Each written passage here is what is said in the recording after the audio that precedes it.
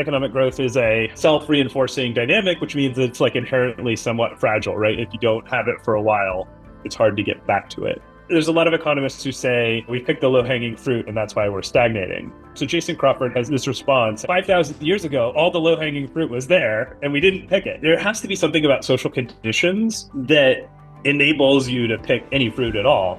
There's a natural tendency for complexity to require more complexity, because like the more you add on, the more you need to add on to like continue to prop it up. The explanation for collapse can't just be like, oh, there was a problem and they collapsed, right? There has to be some reason why society solved all of these problems and then one day it woke up and decided not to solve this other problem that came in, right? It doesn't make sense.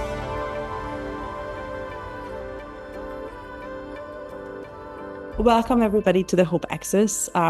We are so pleased to welcome Eli Dourado, actually not back on the Hope Axis, because you've only, quote unquote only, for those of you listening audio, I'm like doing air quotes, you've only done Interintellect salons before, and now you're on my personal podcast, the Hope Axis. I hope you see how this is not an emotion, this is a promotion, and we will be revisiting some of the things that we had conversations about last year. Most importantly, I mean, you used to work at the Abundance Institute. Right now you're at Astra. You are their new head of strategic investments. It seems to me that all you think about all day is abundance and how to make the world flourish a little bit more. And so I think your being invited to the Hope Axis is fitting. That said, like myself, you're kind of obsessed with societal collapse, and kind of in an uncharacteristic way, this episode will be dedicated to all manners of societal apocalypse. But I would like to reassure our viewers and our listeners that we will come up with ways to avoid the collapse. This is not a manual for engineering collapse. This is ways to engineering the prevention of collapse. Eli, welcome on the Hope Axis. Are you ready? Are you ready for this ride? Yeah, thank you so much for having me. And yes, let's go for it. So last year you published an extremely scary thing on Substack that for some weird reason I read numerous times. And then I also invited you to your first Interintellect salon. At some point in your life, you became obsessed with a 1988 book by Joseph Tainter called The Collapse of Complex Societies. And in this Substack post, you so helpfully summarize and update his notions for us so that we too can worry day and night about societal collapse.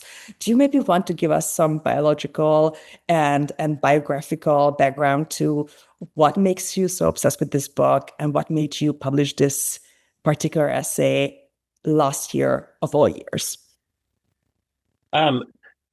Yeah, so I think that the background here is that for an even longer period of time, I've just been really concerned with economic growth and with in the period called the Great Stagnation over the last 52 years, some people would say, and in which economic growth has like sharply slowed, and in fact in the past, uh, you know. 17 years or 20 years actually, like basically the smartphone era, we've had the slowest economic growth in the US that we've ever had, right? Or that we've had in the last century, right? Causation or correlation? Yeah, I don't know. Yeah, it's funny because people think like technology is advancing faster than ever. We have all these smartphones and stuff like that. We're just talking off camera about AI and all that stuff. But actually, it's not translating to economic growth, and it hasn't been. And I've been concerned about that for a long time. And I just have worried that like something is broken, something is not working, and I don't remember what particular event it was, in late 2023 or whatever. But I just started like Googling, like, hey, what how does societal collapse work? Like, how does it like what are the books on it? Like, I kind of did a survey of what the books were and read a couple of them, like maybe three or something like that, and then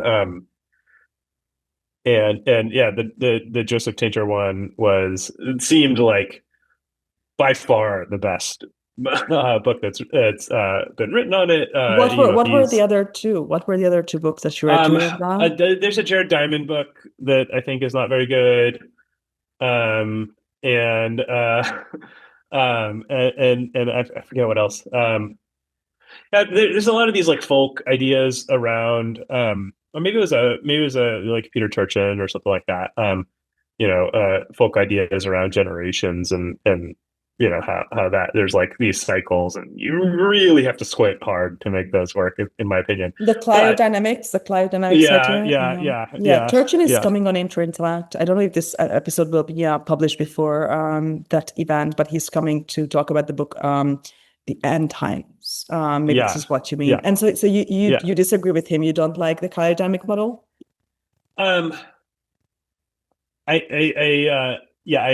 dismissed it pretty quickly without really digging in, because he was thinking about it differently than I was, because he would say a collapse is just like, what he would call a collapse is not the same thing as what Tainter would call a collapse, right? A collapse to Tainter is like a radical simplification of society, like there's production goes way down, like people starve to death, etc. Right? Like, and he's thinking about things like, just like sort of like political change and revolution as sort of being, that's really his subject, if I recall correctly.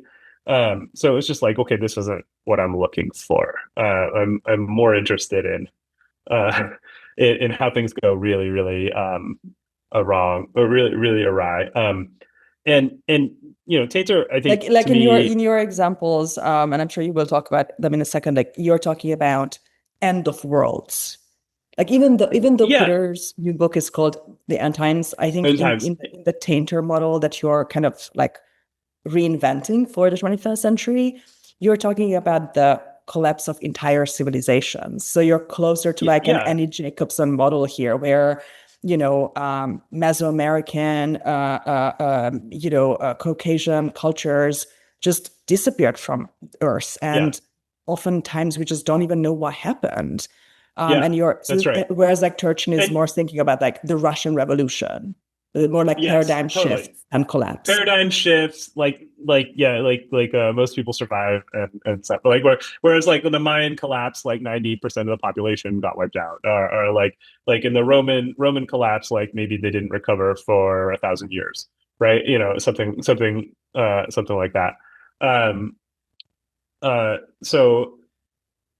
So anyway, that's kind of like why I got into it, and I think like Tainter is just this really interesting figure because he's trained as an archaeologist and an anthropologist, but he really, I'm trained as an economist, and so I have not come across a lot of anthropologists that I think like, oh, this guy's a good economic thinker, but like Tainter is pretty good. Like, he thinks at the margin, he makes like all the right arguments. He's read some economists on these topics, like cites them more or less correctly, like and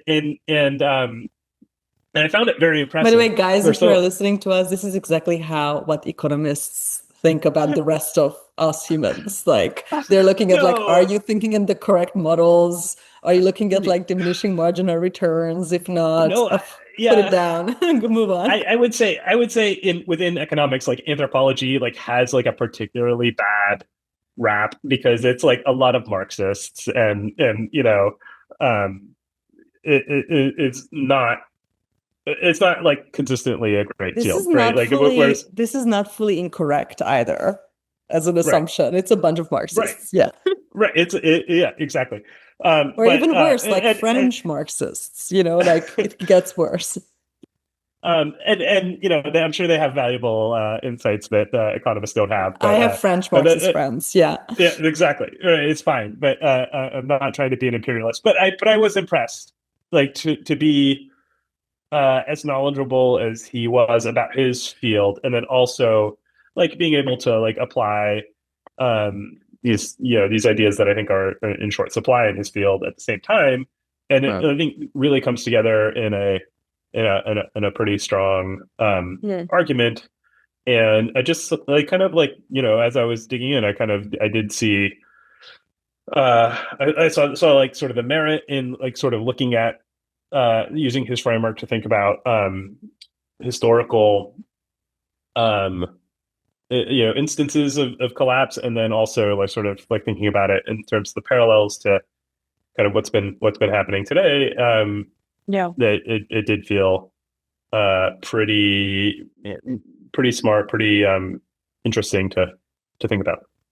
Before we go into the details of Tainter's model and your reinvention thereof, do you maybe want to talk a little bit about what the Great Stagnation is?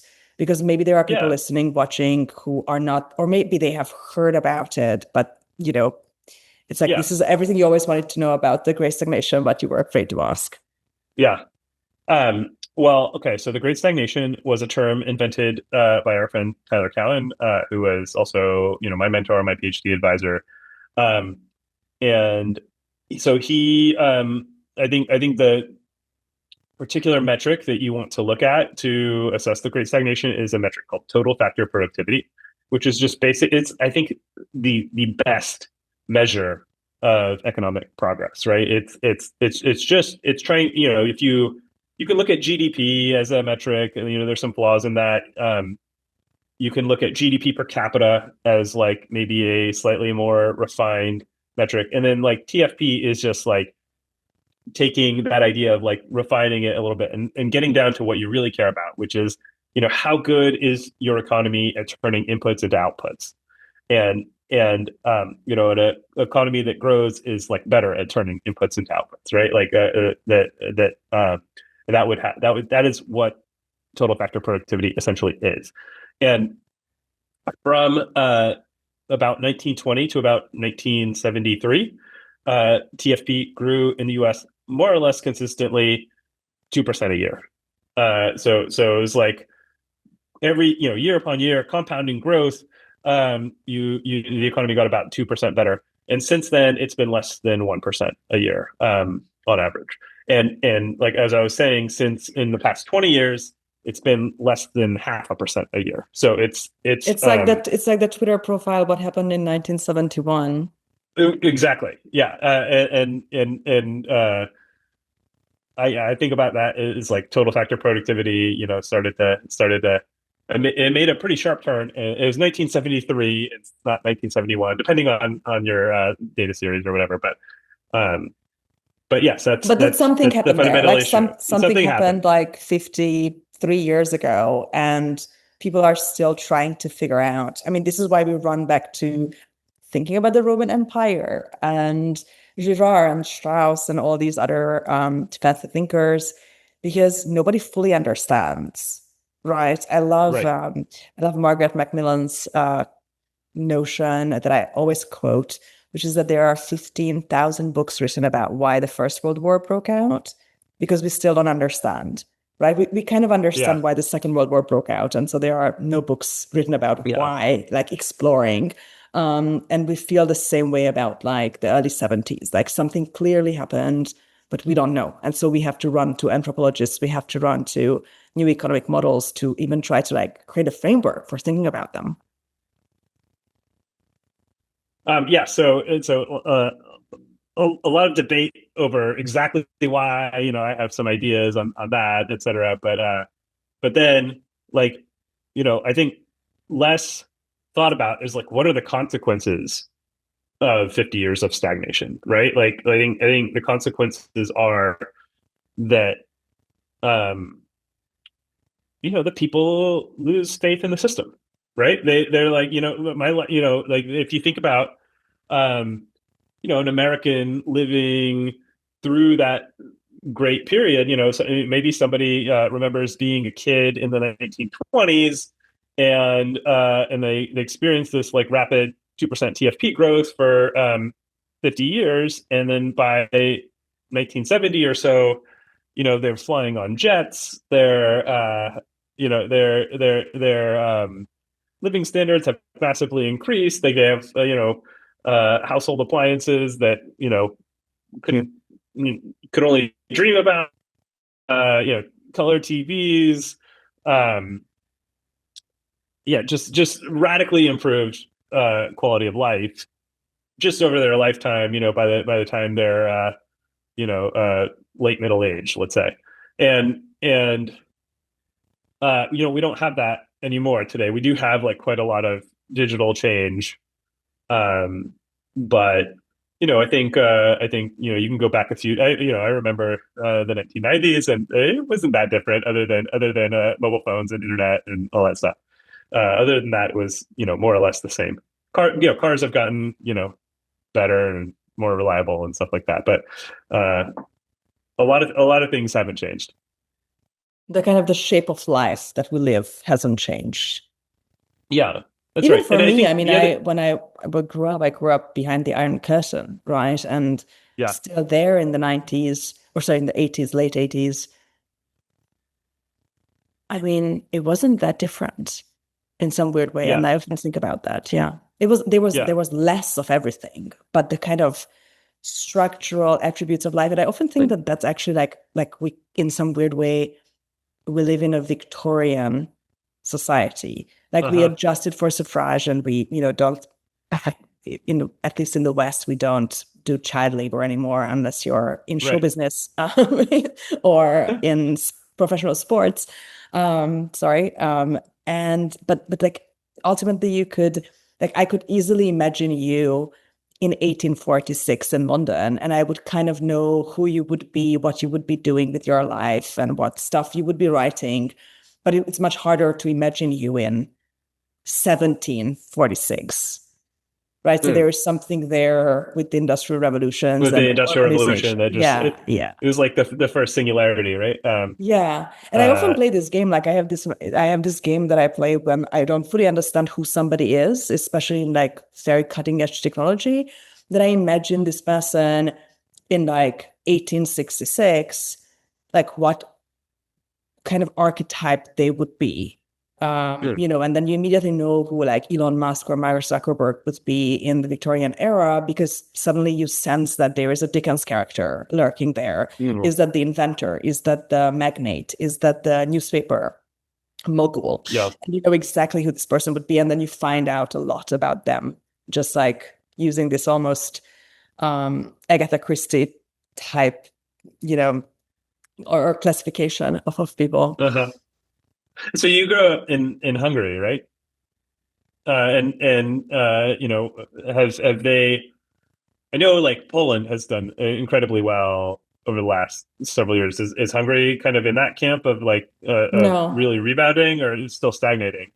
no, it chose a very different path, and in Yeah, a weird way went back to central planning, just yeah, now under the banners of illiberal Christian quasi-democracy. yeah, I think it's a really good cautionary tale against some of these things. To yeah, me, it's a little bit baffling that some American thinkers are so enamored with the yeah, Hungarian model, which doesn't produce economic growth. It doesn't produce economic, moral, artistic output. There's rampant nihilism, and I want to talk to you about that. Of course, it pops up in your work as well and Tainter's work. And it also it doesn't reverse the fertility collapse, which is an interesting angle here. But I think people need, I mean, the kind of post-liberal American right needs an example that is not genocidal, and so they can use it as yeah, some kind of a permissive factor. I severely disagree with that. I think Fidesz and the whole Hungarian system is a kind of ossified mid-collapse, right? I mean, you're writing about mm, how, like in ancient Rome, Diocletian, et cetera, kind of like slow down, collapse through authoritarian measures. I think right, this is what's happening in Hungary. There is a collapse yeah, brewing, and you can see it. And like you go to any village, you talk in depth with anybody, you read anything, and under yeah, the very thin kind of like fraying wallpaper, there is this inferno. But because of centralization and this kind of kingly system that Orban built, the collapse kind of like froze midair. yeah, But for me, that's not, curing the ailments of society, because that means that when, Orban dies in old age, just like it happened with Tito or Castro, this system will most likely fall apart. They don't have the kind of succession model that, for instance, the Egyptians dictators had throughout the 20th century, whereby however unsustainable their reigns had been, they always had a challenger successor, and there was some kind of relationship with that person. Right. And I think the other thing that's going on is like there isn't this dynamic anymore of, like, the Austrians are not going to like invade Hungary, and because everybody in Hungary is a nihilist and won't defend their own country, right? There's no like desire among most of Hungary's neighbors to like take over. And that was, but they are also nihilistic. They're also somewhat nihilistic as well. Yes. Yeah. I mean, we have a very big neighbor to the east who are not nihilistic in a non-aggressive way, at least. That's a different matter. I mean, Hungary and that kind of axial region has always been interesting geopolitically because it is a buffer against the east, right? So what Europe fears the most structurally and geographically is the east. So that was the Ottomans, that was the Huns, that was the Russians. Like anybody they fear most in terms of invasion is always from the east. And so Poland famously, obviously, I mean, Günter Grass writes about that, like that whole axial region is used as a kind of far outpost sentinel region. And I think Orban has been extremely intelligent at capitalizing on how much he can get away with it. I mean, Israel would be another example, right, of what we let Israel to get away with because it's an American outpost in a generally adversarial geopolitical environment. Right. So like part of what I would predict though is, in these areas where there is multi-generational stagnation, right, that you would have high nihilism, right? Like that you would have, sort of the zero sum environment produces zero sum economic environment produces zero sum thinking. Right. Whereas if you have, life getting better year to year, generation to generation, then people are, they think more positive sum. They're happier. They think more positive sum. They're willing to defend the system against collapse. That's something. Yeah. I mean, this is what Pierre Thiel talks about in that famous email, that if, somebody's riddled with student loans and they don't feel like they are participants in capitalism, they will not necessarily be pro-capitalist. But I would love to go back to the idea of complexity and kind of like start from, A and go to Z in the main theories here of Tainter, or proposed by Tainter.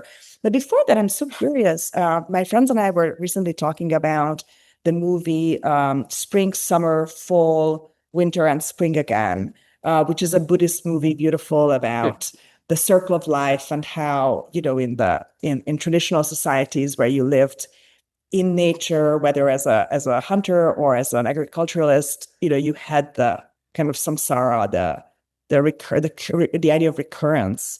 And as far as I know, and I'm not an anthropologist, but in some of these religious and worldview systems, you don't have to have the next thing better. Like you don't expect generally a major improvement between spring 1 and spring 2. And yet people didn't really become nihilists. So I'm really curious, before we start talking about complexity, which to you, it seems to be the key idea. Do you think it's because these societies didn't yet have complexity? And so for them, recurrence didn't equal nihilism? Well, I think that the interesting thing is that they also didn't have economic growth. So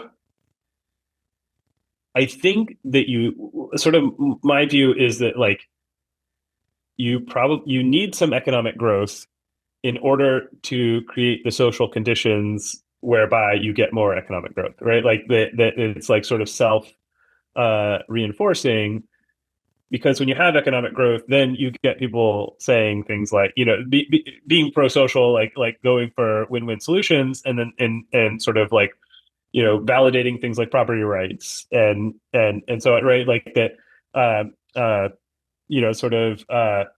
there's all kinds of different theory. And Deirdre McCloskey has like this bourgeois ethics and stuff like that, right? It's not until like you start to get some economic growth that you get those values being accepted and propagated, and it's so Jason Crawford has this idea, this response, I guess, to there's a lot of economists who say you need, we picked the low-hanging fruit and that's why we're stagnating, right? But if you think about it, like 5,000 years ago, all the low-hanging fruit was there and we didn't pick it, right? It was like we went yeah, like how many hundreds of thousands of years like it was all there, inventing the wheel. Yeah, exactly. And so there has to be something about social conditions that enables you to pick any fruit at all. And I think that you kind of need, like economic growth is it's a self-reinforcing dynamic, which means it's like inherently somewhat fragile, right? If you don't have it for a while, it's hard to get back to it. And so for most of human history, we haven't really had economic growth of this kind, and therefore we didn't have economic growth, right? Like it's we went 100,000, a couple 100,000 years as a species with like per capita income at subsistence. So yeah, I don't know. I mean, it's another way of avoiding complexity. And I really like how nuanced your thinking is around this. Like we do need complexity, but like there is a kind of Goldilocks zone there of how much is good and what is a too big overhead under which all processes will weaken. Do you maybe like want to start with this idea of complexity, and let's go through the kind of basic conditions that Tainter outlines that have to be kind of coinciding, whether causally or correlationally, for the real hardcore final civilizational collapse to happen. And then we can maybe like make assessments how far we are from each in contemporary society. Yeah. So I think what Tainter would say is you have to first start thinking about like, what is society for? Like, why do we have it, right? And I think what he would say is it's there to solve problems, right? Like we need water for our crops, and so we work together to create an irrigation system as a primitive society, right? But as soon as you start like solving problems in this way, like you need administrators, you need someone to be like in charge of the construction schedule and like making sure that everybody's contributing enough to the construction. So we can be like pretty agnostic about like what form of government this is. We could be democracy, whatever, autocracy, whatever. But it's like the key point here is that there's some hierarchy that becomes necessary. Somebody ultimately has to boss other people around or enforce compliance, or if it's paid for with taxes, then somebody has to collect the taxes, somebody has to set the tax rate, and you have human beings who maybe like evolved to be hunter-gatherers in highly egalitarian societies with no property and stuff like that, and then all of a sudden we are we're sort of solving problems socially, and that necessarily entails some sort of hierarchy, and then you have this like dispute over like, well, what is the nature of this hierarchy? And you have sort of the more Marxist people saying, well, it's all exploitation, and I think what Tainter argues more or less against this. He says, like, of course there's exploitation on certain margins as soon as you have hierarchy, but like the key point to think about is the reason you have this like sort of administrative elite class is fundamentally to solve social problems, and then like once it's in place, okay, there's like a little bit of expropriation, theft, and corruption or whatever. but it's I like your point where you're like mismanagement is a normal part of any elite system. yeah, exactly. So there's some mismanagement that happens, but for the most part, like the reason it's there is to solve problems, and and so if we're thinking about society as a problem solving entity, then the explanation for collapse can't just be like, oh, there was a problem and they collapsed, right? So it has to there's like very consistently not solve problems or not solve the problems that it has been there has to be entrusted some with. reason why there has to be some reason why society like solved all of these problems, right? And then one day it woke up and decided not to solve this other problem that came in, right? It doesn't make sense. But this is also a kind of social contract theory in some sense, right? I mean, I often say that one of the main reasons why the Soviet Union collapsed, it was not economic, it was because of the Chernobyl disaster, right? Because the social contract within the Soviet Union, and this is true about most socialist dictatorships, is that you have very little freedom, and especially no freedom for like proper economic advancement as an individual. But in exchange for that, a very paternal state or even maternal state will look after you, and your well-being and your life and your comfort will be almost as like in terms of in the case of a benevolent ruler will be the priority. And during the Chernobyl disaster, when there was a major communication fiasco, they lied to people. The first piece of news about Chernobyl disaster, I mean, it happened on the 26th of April, 1986. And I think the first official announcement was on the 29th, which was that there was no explosion at the Chernobyl plant. And then on the 30th of April, nuclear rain fell in the East Bloc after the nuclear cloud traveled to Sweden and the east coast of the US and it returned. The nuclear rain fell on the 30th of April, and on the 1st of May, they sent millions of children out to march on the 1st of May parade. And people are not stupid. Like, this is a very highly educated, grapevine networked society, very used to passing news around in an unofficial way because of censorship. And so everybody knew that, okay, they are sending millions of our kids out into like to get exposed to radioactive materials, to radiation.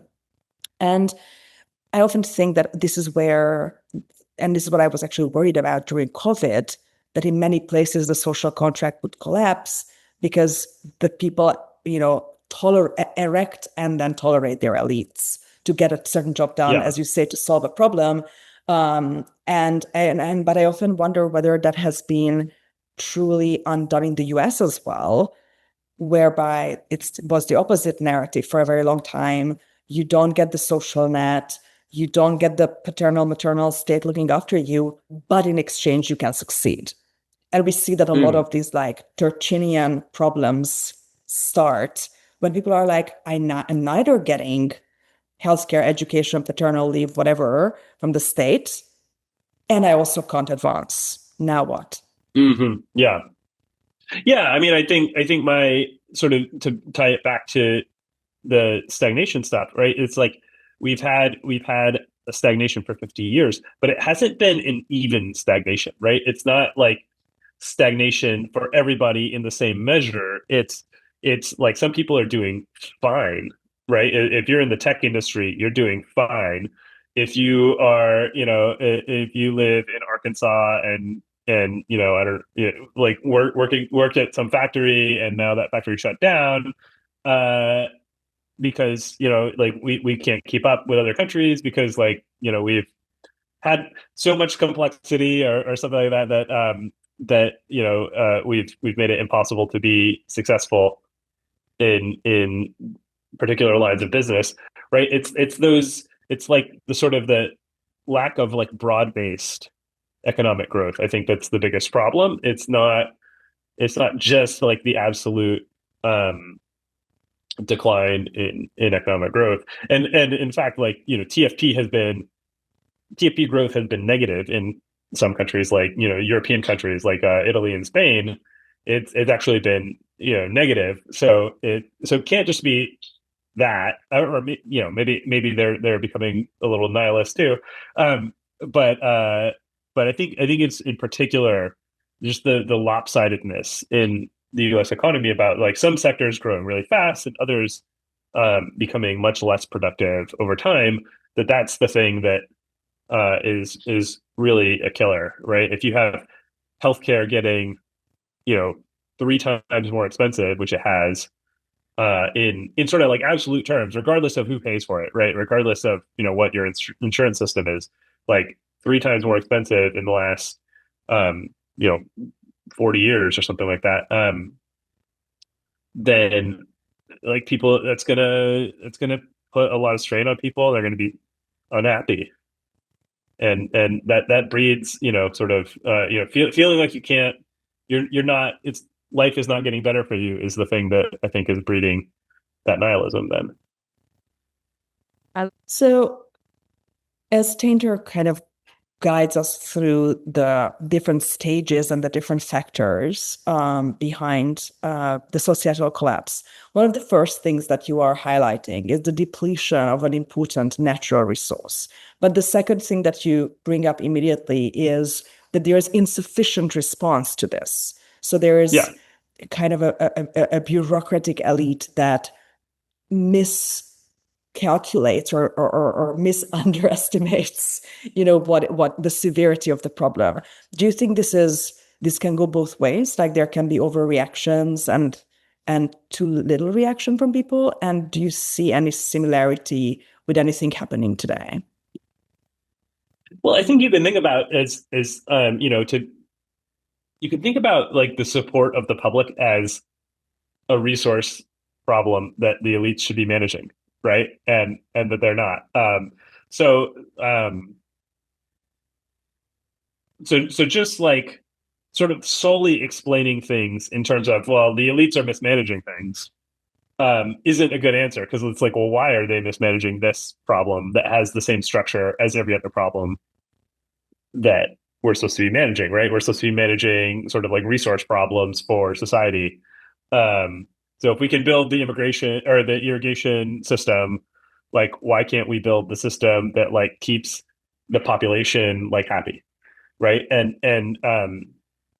so this is why like Tainter is like postulating there's just sort of these dynamics, which is that as you have as sort of like more problems accrue, you have to keep layering on like new kinds of complexity over and over again. And this sort of like complexity, what he argues is it tends to grow as a system. So there's a natural tendency for complexity to require more complexity, because like the more you add on, the more you need to add on to like continue to prop it up. So a clear example is like in the Roman Empire, once they added like high taxes to prevent collapse, they needed to like add then like a lot of enforcement for the taxes to be able to collect them, right? Because they couldn't collect, you can't have taxes, high taxes without enforcement. Okay, so then you have to have enforcement, and then you have to like maintain that, those government employees, and then you have to like manage like sort of the population's response to like how authoritarian it's become, and so on. So it's just like sort of one problem begets another problem, and without that sort of dynamic, I think he would say there's not really a good explanation, right? You can't just sort of like say, in Tainter's view, you can't say like, oh, the elites just like for no reason mismanage the situation, because that doesn't have like the explanatory like theoretical power that he insists on, which I think is something I really think is good about his thinking. That he's sort of like requiring that consistency of thought of like, well, if society exists to solve problems and manage resources and stuff, why can't it manage this resource? Huh. And what do you mean by the fact that you see mismanagement as like an inevitable part of elites? Are you really just talking about kind of the map and the territory problem of granularity, that elites are always in some ways, even in like a Tocquevillian utopia, are kind of centrally planning things? You can't always be there everywhere, like every I don't know, team manager knows that you have to delegate. Is this how mismanagement starts? And if so, is it like an optimal level of mismanagement for any society that, I don't know, keeps it fun for everybody, but doesn't create like complete catastrophes? Well, I think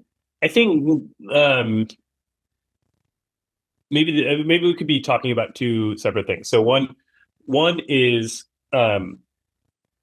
what is the nature of elites in society at all, right? And so again, like the Marxists would say, it's all like just exploitation. That's all it is. And and Tainter would say, like, no, they serve like a real function, right? And but yet serving that function, right? The incentive is still there for them to expropriate, where they can. Maybe like the model is like, I'm going to solve this problem as an administrator, but then I'm going to like skim a little bit off the top for myself, and I'm going to I'm going to make sure that my family is like living well and pay my like pay myself like a high salary or whatever. And so elites do better on average than non-elites economically, and he would say at least some of that is like cream skimming or something like that. But with the caveat that like still on the whole like the elites understand or the function that they serve is to solve society's problems. But then I think the thing that he would not agree with is just like sort of postulating like, oh, the reason societies collapse is because of elite mismanagement, because that doesn't tell us what's interesting about the mismanagement, like the broader mismanagement, right? A mismanagement above and beyond like sort of the ordinary level. Because yeah, why is it that we would expect the elites to be able to solve some resource problems, right? Like, oh, there's a drought coming, or like we have to prepare for it, right? And versus not saying like, you know, shouldn't we expect elites to be able to say something like, oh, our population, we're expropriating too much, and our population is becoming nihilistic, and therefore let's expropriate less, right? Like that's like a resource problem that they should be like, if you could postulate that it's like isomorphic to the other resource problems that they're solving, so you would think that they could solve that one because it's exactly like the other ones, right? And so mismanagement by itself, you can't just say mismanagement. You have to have like an underlying mechanism for why this particular kind of mismanagement becomes inevitable over time. One of my favorite hobbies is to interrogate the latest GPT model, whatever it is in the moment, around like how like kind of counterfactuals for big historical events and periods. So say, build me a model of how the French Revolution and the kind of underlying economic disaster could have been avoided. Like create an actual scenario, like the ideal date, who would have done it, who got closest, what happened, or create a similar like alternative scenario for like avoiding the Russian Revolution, et cetera, et cetera. And I mean, I don't want to be a determinist here when it comes to history, and I generally tend to be quite. I mean, this podcast is called the Hope Axis. Obviously, we are very much believers of kind of agentic libertarianism when it comes to this, but a lot of it feels very inevitable. Like a lot of it feels it's overdetermined, to kind of go back to Thiel, but avoiding the collapse of these archaic systems under the existing conditions would have been insanely difficult. And it would have taken like 100 years of extreme prescience and discipline that the systems were not capable of. Yeah.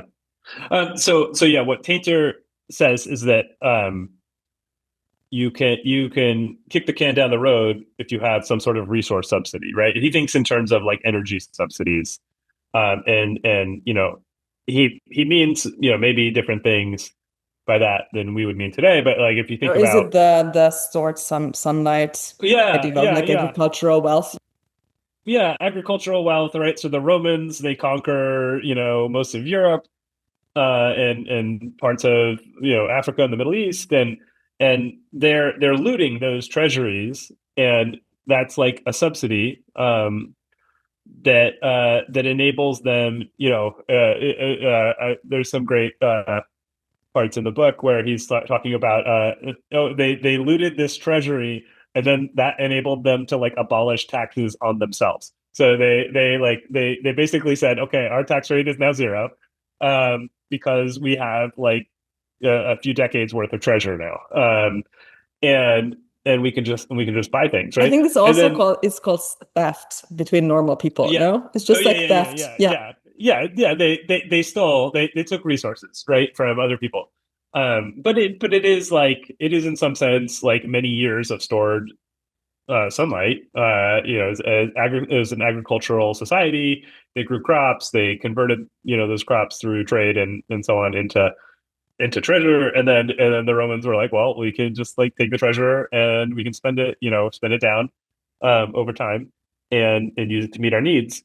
Um, and I think the analog uh, for our society today is technology, right? Like if you have new technologies that mean that people's lives get better year after year, in a sort of continuous and relatively linear and consistent fashion, then like people buy into the system, right? Like people are gonna. So that's, I think, the lever that we have to technology driving economic growth, to like improving living standards, and that's the thing that makes enables us to not collapse under the weight of our own sort of problem solving administrative apparatus, and then that's the thing that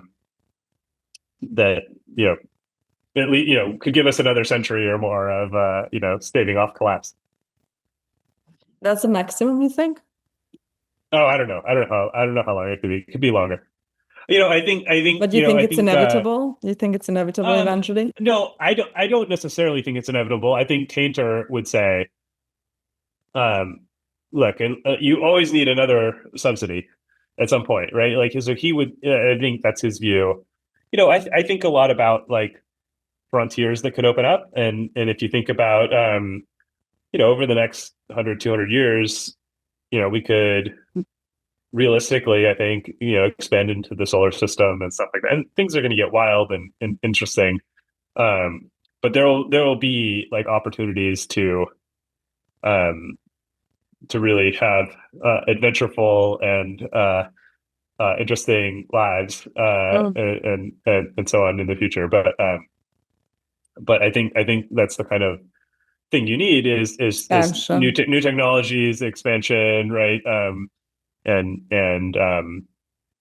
yeah, that should help. But so I But a don't skeptic would necessarily. a skeptic would argue back and say that all the big empires collapsed when at some point expansion becomes unsustainable.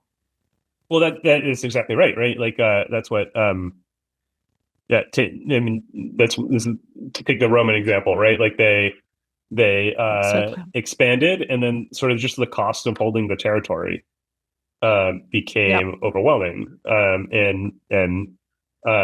they maybe it's like the Mongol model is like maybe better, right? You just go Yeah. quickly and like run through and Yeah, take all the because stuff, you take the and treasure, and then in some and, cases, and then like in you don't need to Egypt, hold it.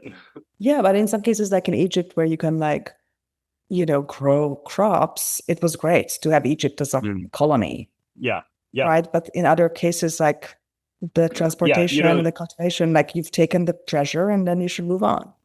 Yeah. But yeah, I think it is interesting to think about um, sort of thresholds we could cross in terms of being able to expand into space. I think interstellar travel is like quite a while away. But Mm. if you think about just like the solar system, that's something that could open up in the next 50 years or something like that. Um, and then, that's like a new frontier to explore, and then maybe it's like another 1,000 years before we can go interstellar or something like that. But it's interesting. I think something like that, and of course there are resources in space, right? Like most of the mass of the solar system is not on Earth, so those resources also exist. Yeah, I mean that's the real hope axis is outward. Outward. I think this would be an interesting moment, and I would really like. This was my plan to really touch upon the idea of the theory of diminishing marginal returns that Tainter proposes, and that if I understand the theory correctly and your analysis of it, that is the thing that's directly responsible for elite nihilism and bureaucratic nihilism. And this general like vibe of resignation, which we often talk about when it comes to Gen Z, when it comes to, old boomers, not necessarily at full readiness for meeting new challenges or new ideas. So what is the idea here around the diminishing of marginal returns? And is there a way to avoid falling into nihilism, even if that's happening temporarily? I remember from in your piece that there is a kind of ancient model for it.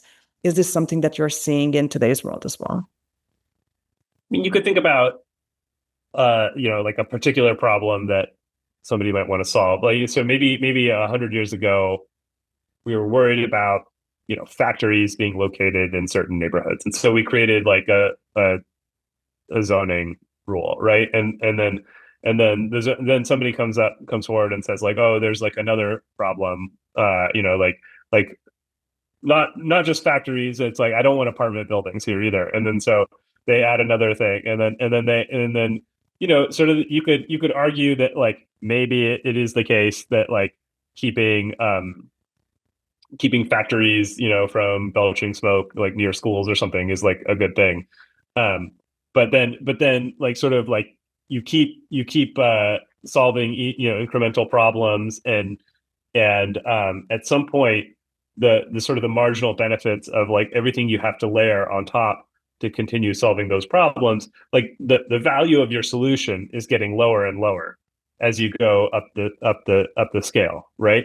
And then what Tainter would say is like at some point that actually becomes negative, right? And maybe even the system becomes negative, right? And we might just be better off today because like housing is so unaffordable. If we just said, okay, like you own land, you can build whatever you want, wherever you want, like then clear it away, right? Like that might actually be better. And like you accept the value, the problems of, okay, like, well, maybe someone would put a factory there, like probably not, but because there's like other frictions, but like we need to, if you just sort of come to the idea, like maybe it's better if somebody isn't managing this. Yeah, if that's your conclusion, then that's an example of like where you're accepting like maybe there's negative marginal returns to complexity, and we'd be better off if like we could just build a lot of things. So that's how I think about it, is like the sort of as you go along, like yes, you can make a case initially, but then thinking about also what I was talking about earlier, which is that this complexity builds on itself and sort of necessitates further complexity in terms of needing tax enforcers to pay for taxes, to collect taxes. So those kinds of and then people burn like accretions out. And I think yeah, the people they just become they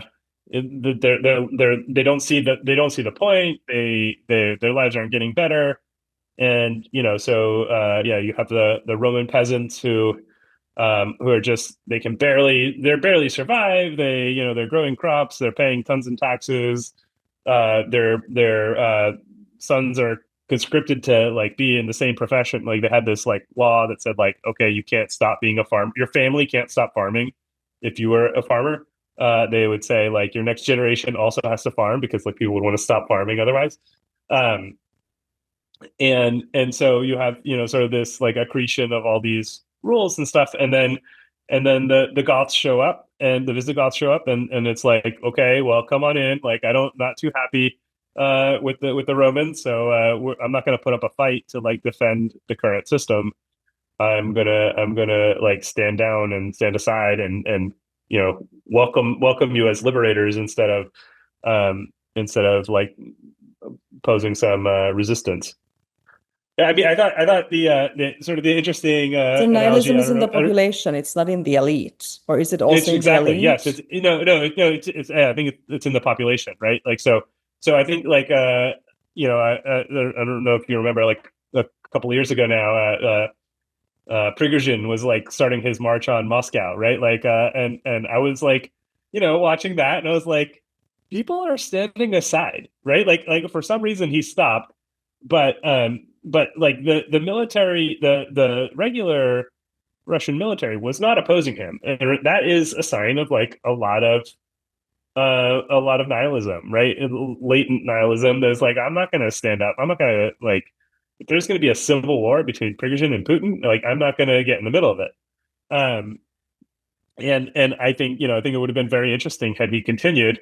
And maybe he wouldn't have succeeded, but you saw that sort of like standing aside dynamic, and and uh, yeah, I think that's kind of what Tainter's talking about.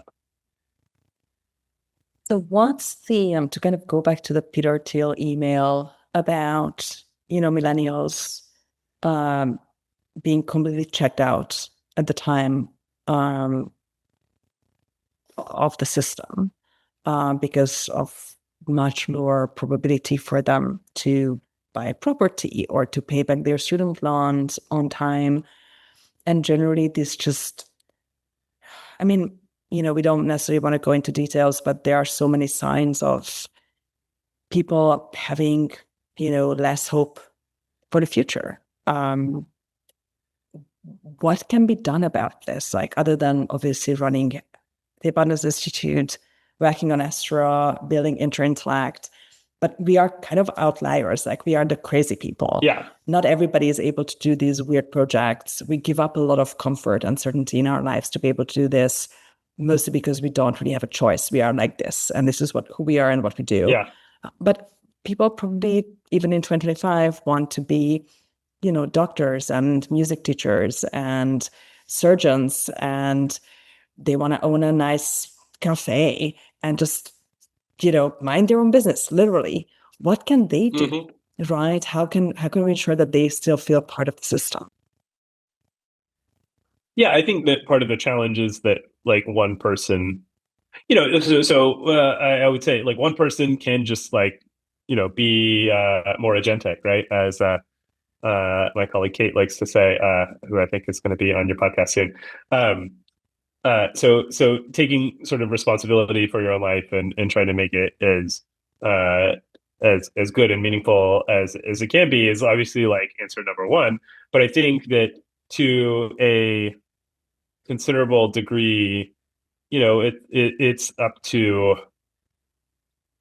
all of society to decide to like pursue the kinds of technological change that really like create like broad-based increases in the standard of living, so that people feel that their life is getting better, that they feel like that there's something to defend in the system. And then I think the other thing is to maybe see if we can selectively pare down the complexity, right? This is actually like really hard, because as I've said several times now, like the complexity, Tainter argues the complexity grows as a system. So like, you pull out, it's like a, Jenga game, like you pull out one thing and like maybe something else falls.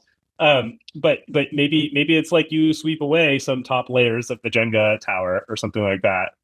And literally just try to maybe do less central, as a sort of like a central like social functions. Try to centrally plan less, and solve, like find some problems that are maybe like we're spending a lot of complexity. Think about a complexity budget, right? And we're spending like a lot of our complexity solving these problems that maybe they're like less important. And can we sort of prune social complexity in order to, make it um, make things a little bit more legible, a little simpler. And I think a lot of I've worked a lot of my career on deregulation of various things, and I think about if you kind of deregulate intelligently and enough, right? I think you could generate a dynamic where people really feel like there's a lot of opportunity out there, and if you sort of just dial that in and dial that up, that's how you get to people to also feel like, oh, I can buy into this society and I could feel like I have something at stake and I want to see it succeed. And that like staves off the nihilism for a while longer. And you see that, having a kind of a macro policy of expansion, new frontiers, new treasures to kind of bring into our subsidies. You think that will kind of trickle down and increase a normal father of twos, general outlook, like positive in their outlook on life?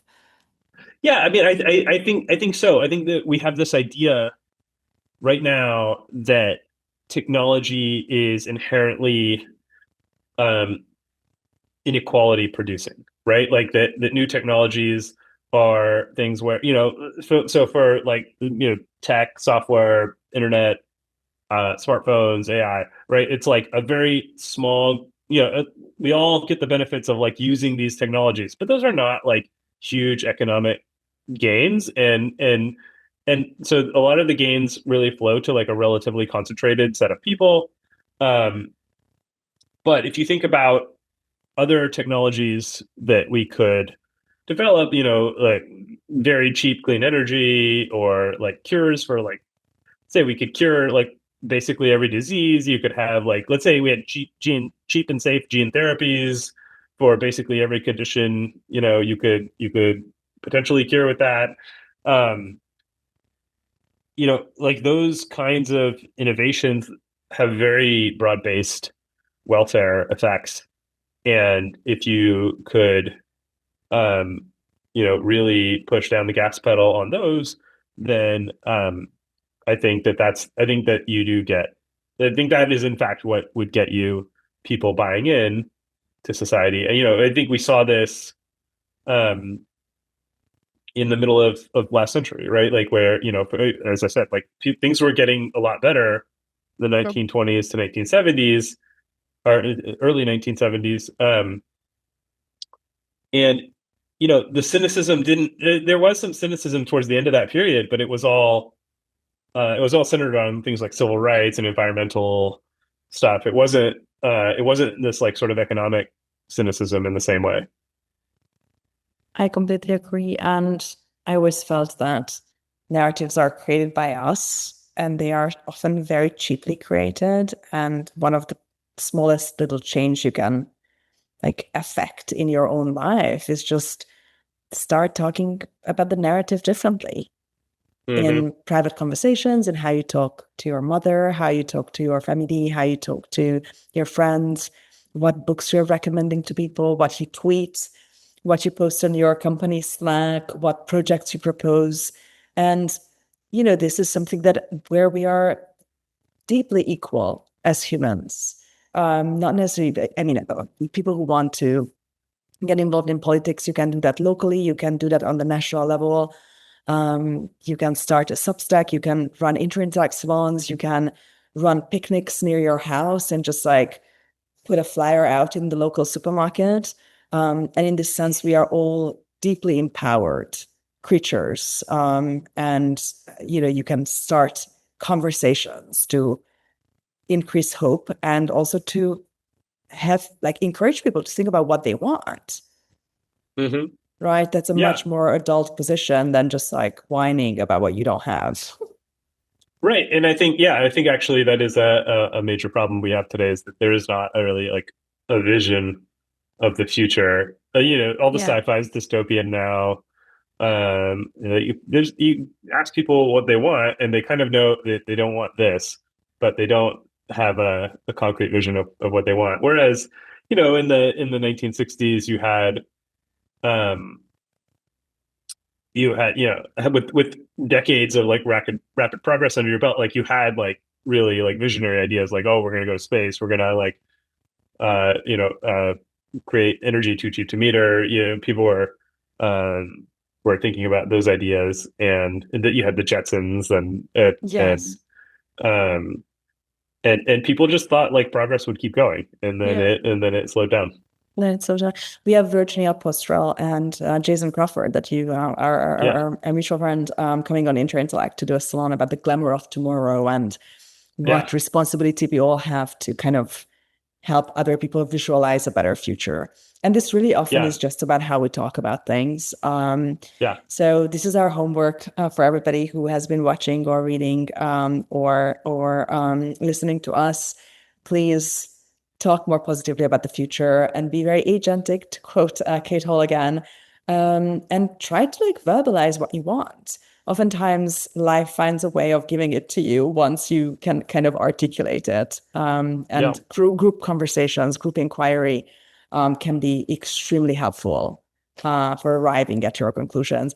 And my homework for you, Eli, is to please write a post about complexity budget, because I find that a yeah, fascinating idea, and I think it would be extremely interesting to read about it. It could resonate with not just policymakers, but also just team leaders, even at startups, smaller yeah, places, because we all have a complexity budget and oftentimes we overspend.